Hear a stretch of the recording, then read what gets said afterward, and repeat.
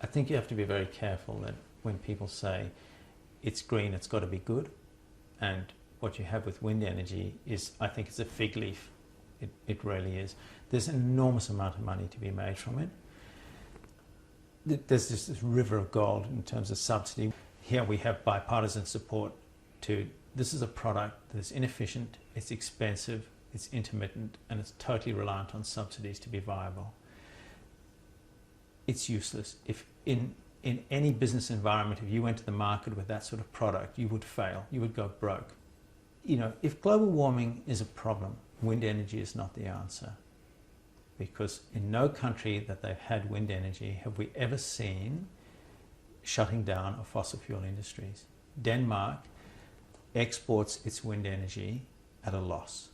They import nuclear and hydro energy from all their neighbours to get reliability, and they export intermittent wind energy to their neighbours at a loss.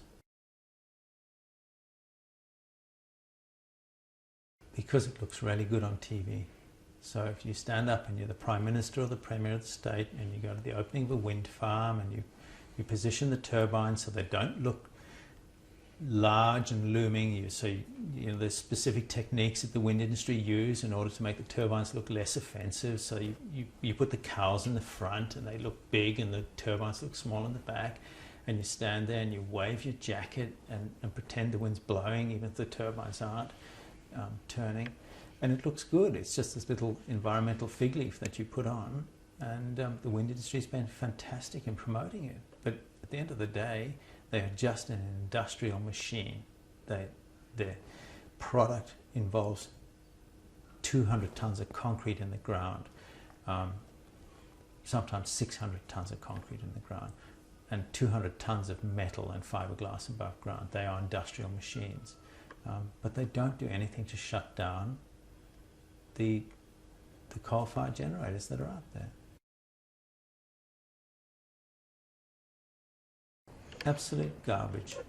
The wind industry, even in the last week, have said the comments by the New South Wales Premier about saying wind is, he'd rather nothing was built in his state, and said that's threatening $10 billion of investment, most of it from foreign capital, is absolute garbage. The investment is supported by banking facilities, which are supported by the income stream that Australian taxpayers are giving to these foreign entities. They are not investing much capital in there. They might put 10 or 20% of the project cost in there. So $10 billion, they're putting in $2 billion. But it's all imported stuff. You know, the concrete comes from Portland or somewhere, but the turbines are made in China. It's just not real what they're doing. And one of the things this industry gets away with all the time is that there's no scrutiny, there's no in-depth scrutiny. Down at Cape Bridgewater, the planning minister was told or advised by the planning panel to do a proper economic study of the benefits portrayed by the developer. And she just put a pen right through it. And she said, no, the benefits from the wind industry are well documented, and we don't even need to do a desktop study on what is happening there. So they avoid the scrutiny that they need. If it was any other industry, if you were investing as a private investor in a mining company or a labour hire company or something like that, you look through the balance sheet and say, where's the income coming from? These guys are getting it. They're a gift from the Australian taxpayer.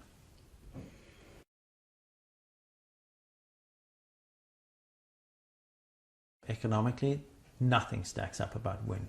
It's 2 to 3 times the cost of brown coal or gas energy. Householders expect the lights to turn on when they flick the switch. You can't get that from wind energy. It's expensive. So if you put in the terms of a car and you went to get into your car every morning and it only started 1 in 3 times, would you buy that car? Well, you know, if it's a Jaguar, maybe, but you wouldn't buy that car.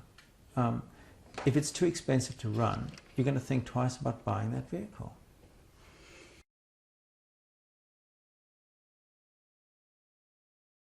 Wind energy as a product went out of fashion about 500 years ago when they discovered the internal combustion engine, coal, oil, whale oil, kerosene, petrol. Wind energy just got pushed out of the way because it's inefficient, expensive, intermittent. So it's a technology that is 500 years past its sell-by date. It is not the answer to a modern society. When you turn on your computer, you need the energy there now. You don't need to worry about whether the wind's blowing or the sun's shining. Renewable energy has some fatal flaws. You can't store it.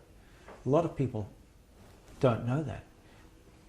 But there's not a magic battery out there in the Latrobe Valley or in the Hunter Valley or somewhere in Perth. You've got to have constant supply. Electricity travels at the speed of light. It gets consumed the instant it is created. You have no way of storing it on a bulk scale. So wind energy is simply not the answer.